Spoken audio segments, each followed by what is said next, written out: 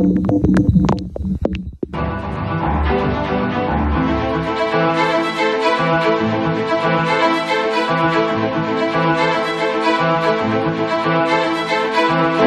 buenas noches, bienvenidos al Bote Pronto de hoy.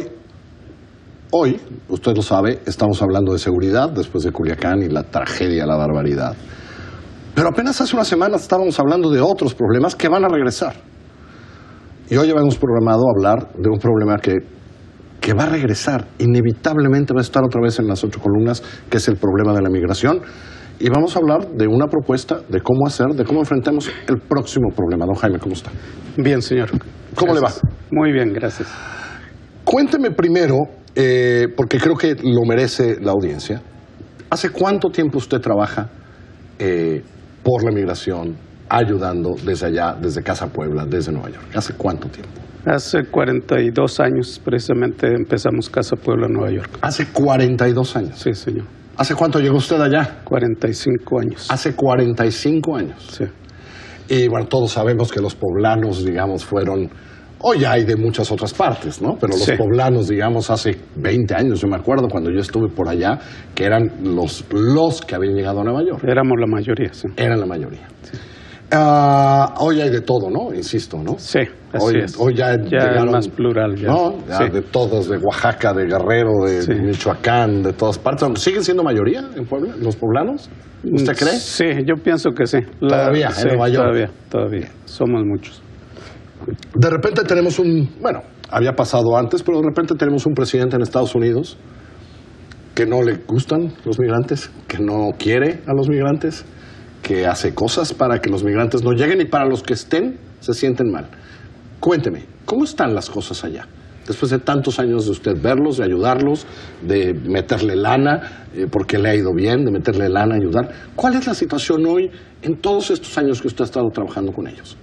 Bueno, ahora la situación, como ya lo describió, es bastante tensa, preocupante. La gente, nosotros tenemos miedo porque ya se está generalizando el ataque a nuestros hijos, tratando de quitarles la ciudadanía cuando nacen allá. Hay iniciativas en ese sentido que de verdad son muy crueles, ¿no? Se han ensañado con nuestra comunidad, desafortunadamente la más vulnerable. ¿Se nota, es decir, se nota a ICE o a migración trabajando en lugares como Nueva York, Nueva Jersey, allá arriba, en el norte del país? ¿También se nota más presión? Se ha notado, se ha incrementado, sí, el fenómeno sucede más a menudo, es más visible y cuando pasa algo así, pues se da más publicidad para precisamente meter más miedo a los nuestros. ¿Es más difícil para un compatriota nuestro, por ejemplo, conseguir trabajo hoy en día de lo que era antes? ¿Porque las empresas tienen miedo, porque no quieren, o esos trabajos son de peor calidad con ese pretexto? Cuéntame cuál es esa dinámica. Las empresas tienen miedo a que les emplear a los nuestros que no tienen sus documentos en orden y los van despidiendo, ¿sí? Entonces hay ese fenómeno que se está dando precisamente por el hostigamiento. También, eso también está sucediendo. Sí. Ok. Ahora, nos hemos preocupado mucho de qué pasa en el sur, de qué pasa en la frontera norte, de qué hacemos con centroamericanos que hoy están viviendo aquí. De eso hemos hablado en este programa y esa es la discusión. Pero de repente nos hemos olvidado de la presión que está pasando con nuestros compatriotas allá. Sí.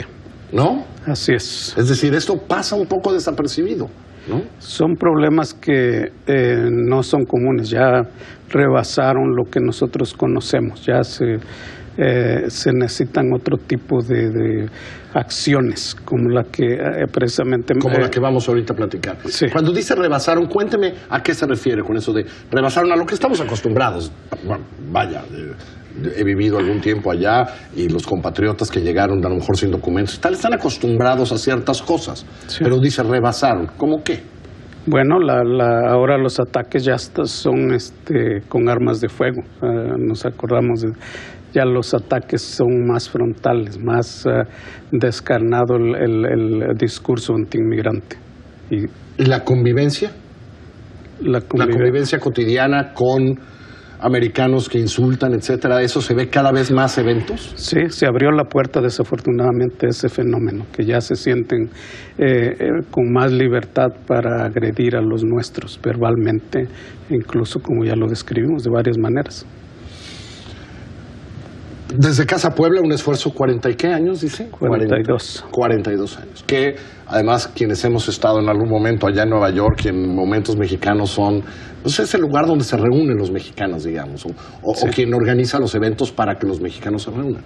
Pero hoy es momento de otra cosa, don Jaime. Sí, así es. ¿De qué es momento? ¿De qué se trata esto que usted quiere apoyar, que usted quiere impulsar, que usted quiere encabezar con mexicanos, con otras organizaciones? ¿De qué se trata? Después de 40 años se decidió a hacer frente a todas estas agresiones y se crea Fuerza Migrante. Fuerza Migrante ve con mucha preocupación que nosotros estamos realmente divididos geográficamente, ideológicamente, no estamos actuando juntos. Se empieza a recorrer Estados Unidos, se empieza a hablar con nuestras organizaciones, concientizándolos acerca de que tenemos que crear algo diferente, que nos permita responder a esas agresiones. Me dice, lo interrumpo aquí, ahorita seguimos.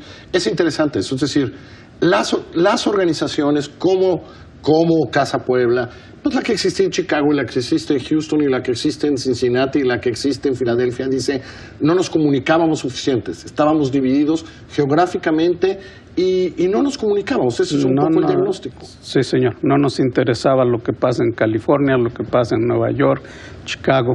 Entonces tenemos que hacer ese ejercicio de ir y yo le llamo, vamos a reconciliar a nuestras organizaciones, que entendamos que todos estamos en el mismo barco y que no va a ser fácil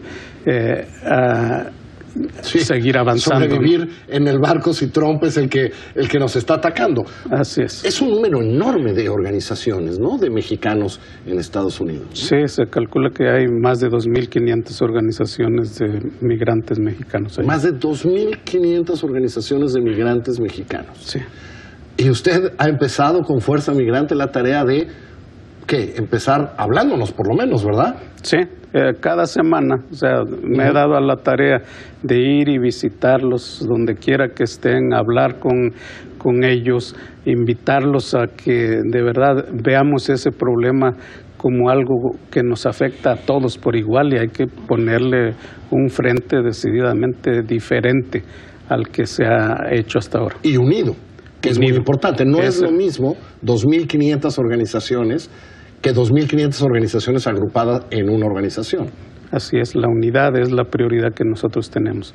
En próximo diciembre va a haber el Congreso en Nueva York para formar un consejo migrante. De las hasta ahora más de 75 organizaciones que ya se sumaron a Fuerza Migrante. Son de las organizaciones más grandes que hay. Y cuénteme de esas 75, ¿cómo está geográficamente? ¿Ya casi cubierto todo el país en esas 75 de las más grandes? Tenemos la mayoría de los estados participando, pero con la ayuda de los medios, como en este caso, nos interesa mucho que se vayan uniendo de las 2.500 o las que haya en este momento. Entonces, la idea es que hoy son 75, pero apenas estamos en 5 de noviembre, falta tiempo, cada semana usted está recorriendo el país, están los medios en esto, es que las que lleguen se reúnan en Nueva York en diciembre. En diciembre 10. El 10 de diciembre. Sí. ¿Es martes, si no me equivoco? Martes 10 de diciembre. Creo que sí es martes. En Nueva York. Sí, señor. ¿Se reúnan para qué? ¿Qué quisiera usted que sucediera el 10 de diciembre en Nueva York? Vamos a formar un consejo binacional de organizaciones migrantes. Binacional porque invitamos algunas de México y las que organizaciones que atienden el problema de migrantes. Sí, de las que han estudiado el problema, de las que pueden aportar en el sentido de ayuda para nosotros allá.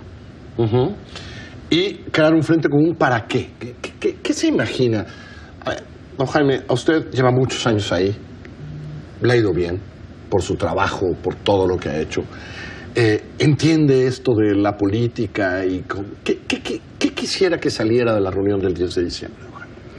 La unidad de que estamos hablando, tan necesaria y tan urgente de lograrla, y básicamente es educarnos a que los problemas nadie nos va a venir a salvar, ni el gobierno de ningún país. Tenemos que crear en esos 35 millones de gente, tienen que asumir la responsabilidad y ponerse a trabajar y dejar de muchas veces de culpar a unos y a otros por nuestros problemas.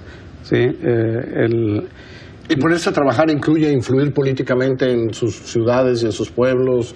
También quiere decir eso. Sí, señor. Es muy importante que la educación cívica, a que se registren para votar, a que se hagan ciudadanos, a que participen en el proceso de elección.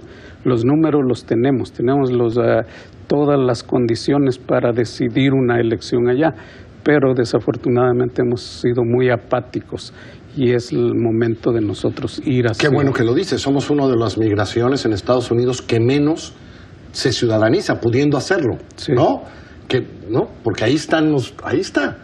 Y hay otras nacionalidades que llegan y luego empiezan con ese trámite y tal, y nosotros somos de los que menos, ¿no? Según los entendidos, hay 15 millones a 18 millones que, pudiendo hacerse ciudadanos, no lo han hecho. No lo han hecho, que podrían, es decir, que la ley les daría la oportunidad. Que ya cumplen con los requisitos necesarios. Y que no hacen el procedimiento. No se han hecho ciudadanos. ¿Se imaginan lo que son 18 millones? Le digo que ahí están los números que nosotros necesitamos. Yo les hablo de 10 millones de votos que le dan la vuelta a cualquier elección, ¿sí? A cualquier elección. Imagínese eso, además agrupado en ciertas ciudades, lo que pasa en ciertas ciudades, sí. La fuerza que tiene. Hay un tema también que viene muy pronto, que es el censo de los Estados Unidos. Y las preguntas que quiere meter Trump y qué se dice y todo eso. Como sabemos, el censo, del censo, mejor dicho, del resultado dependen los colegios electorales. Trump perdió por 3 millones de votos, pero ganó por los colegios electorales. O sea que si no participamos, de todas maneras... Lleva ya unos meses trabajando. El 10 de diciembre es muy importante, pero es apenas el inicio de esta lucha absolutamente necesaria para nuestros paisanos. Se empezó la campaña 3 de noviembre, hace 2 días, y se pretende echar mano de todo lo que tenemos para lograrlo. Larga lucha y necesaria, don Jaime, un placer tenerlo aquí. Gracias. Fuerza Migrante se llama el esfuerzo. A lo largo del programa usted ha visto aquí cómo comunicarse, cuáles son las cosas, los hashtags, todo eso. ¿Por qué viene? La próxima crisis de migración está a la vuelta de la esquina y la crisis con nuestros compatriotas allá también. Soy Carlos Pucho. Buenas noches.